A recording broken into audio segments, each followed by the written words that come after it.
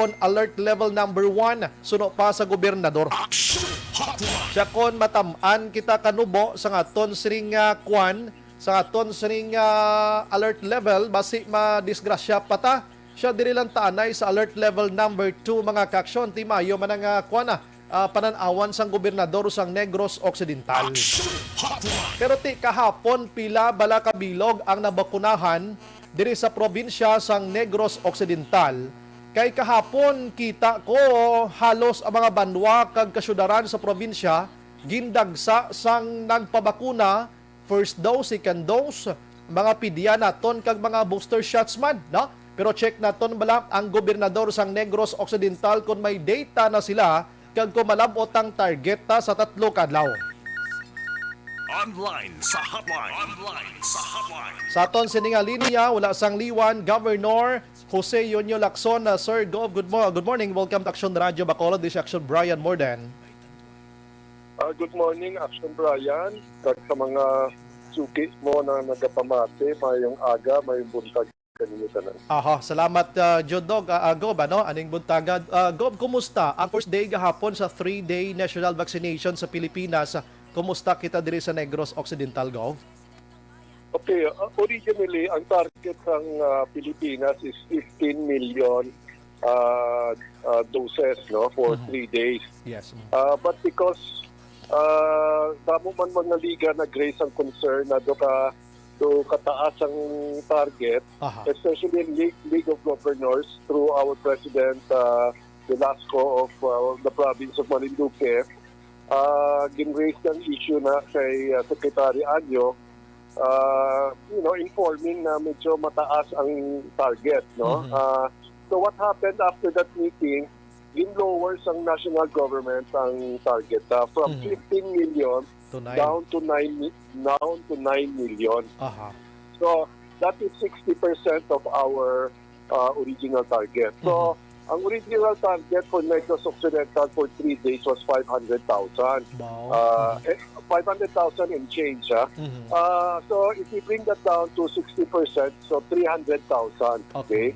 So that is the target for the 3 days. Yesterday, we hit 75,000 doses. So we hit 75% of our new target of 100,000 for the day, no? But you could really see the effort that was given by the LGUs, no? I-mention ko lang ang top 3. Bago was first, Cadiz came in second, and Sagay came in third, no? Imagine Bago hit something like 6,000 plus doses yesterday, no? Ang Cadiz was also 6,000 plus, and ang Sagay had 5,000 plus, no? So di na mo makita na ang efforts ng ating mga LGUs, and I would really like to commend them because we've never seen these numbers in one day before. No? So because of the effort na din push this sa national government, amo na yung resulta. But what I'm saying is, whatever we can achieve in these next 3 days, we can do that on a daily basis. Yes, no? correct. So medyo, yes, I will admit, and I have admitted this already since last month, na nagalag behind ang Negros Occidental. But we saw the problem. We created vaccine teams, no? Ang iyagin sa probinsya. In fact, from the province alone, we have 9 vaccine teams, no? And amo ni sila subok ang libot, ginapadala namon sa mga LGUs that need their help. So aside from the provincial vaccine team, ang LGUs of course have their own vaccine team, no? Okay. So sa una ga-rely na sa ila. So maybe that's also the reason why na manubo ang numbers, no? But then again, I really would like to commend our local chief executives, no, for their efforts that they given or shown yesterday, and I'd like to continue to push them, no. As I said, let's not focus only on these 3 days. Let's make this a policy already, and let's make this on a daily basis. Pero kung ikumpara mo siya, Gov, sa normal nga vaccination day kahapon, tanan nga mga cities and municipalities so far siguro kuan gid man no, saka gid man ang rate sang vaccine sa Gov, ano? Kahapon, porteged. Yes, definitely, no. And I think this also holds true all over the country, no. Yes. Because there was really a lot of media mileage that was given, no. So siyempre na-inganyo kita na, no. But manawagan lang ko sa akong hometown, no, San Carlos City. Yesterday they only did 1,700, no. So I know we can do better, no. I know Mayor Rene Gustilo can do better than this.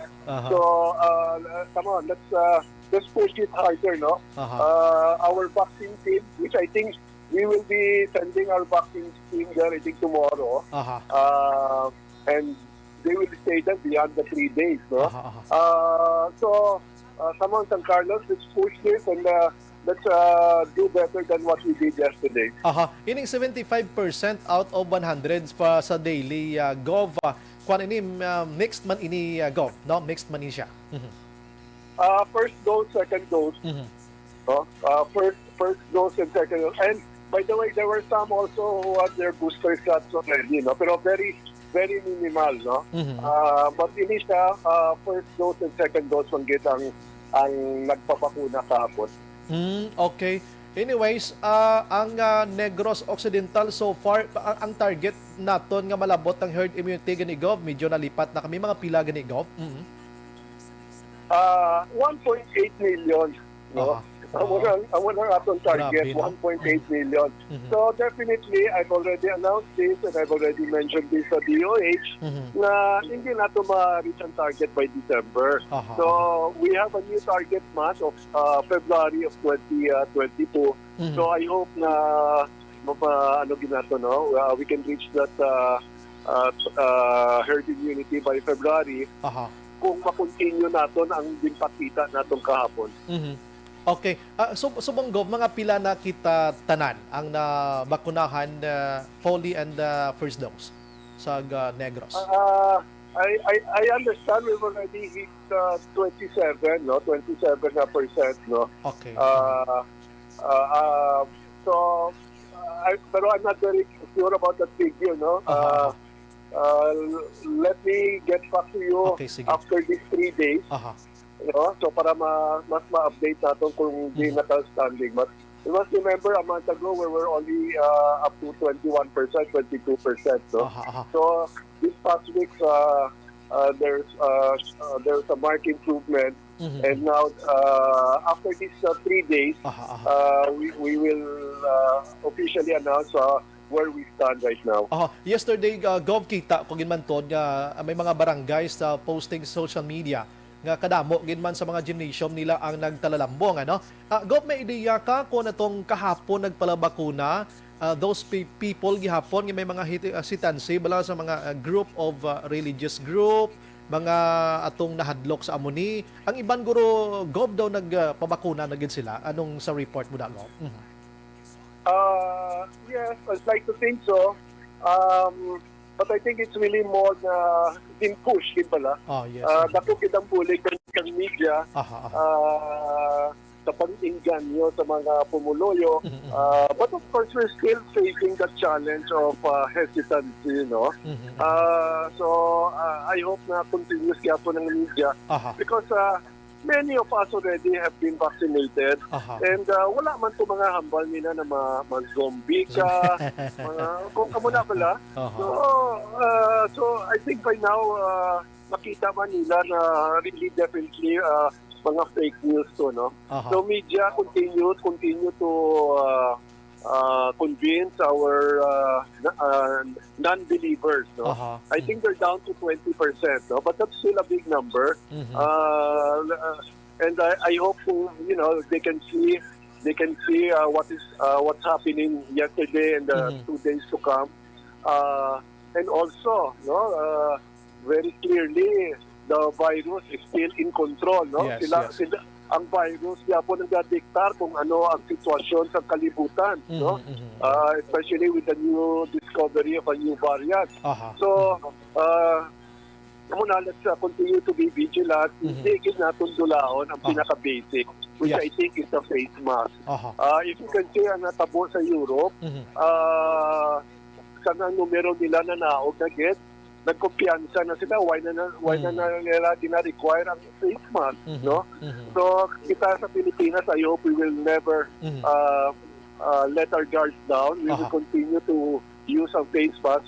And of course, due tayo na common sense lang, kung puno ang lugar, palayo na lang, no? Magpalayo na lang para may distancing yapon. Yes, oo. Iulayhon ko na lang kay kagabi si Presidente Rodrigo Duterte gin-announce that Negros Occidental magapabilin kita sa alert level number 2 until December 15, start ini December 1, ano? And then may bagong variant sining COVID-19. We all know that Negros Occidental medyo ka-relaxing gamay sa aton subong. Like for example, may biyahe na kita from Region 7 pakadto diri sa aton. Ano mga plans ta subong Gov sining pagpanghangkat sa bagong variant kini Gov? When I was asked by media yesterday kung anong alert level we should be, I already said that we should remain under alert level 2. Yes, because makita man nato na there's a lot of leeway now, no? There are more people going out, there are more people entering malls, restaurants, ara naman, no? Yes. So I really think we will have a merrier Christmas this year, no?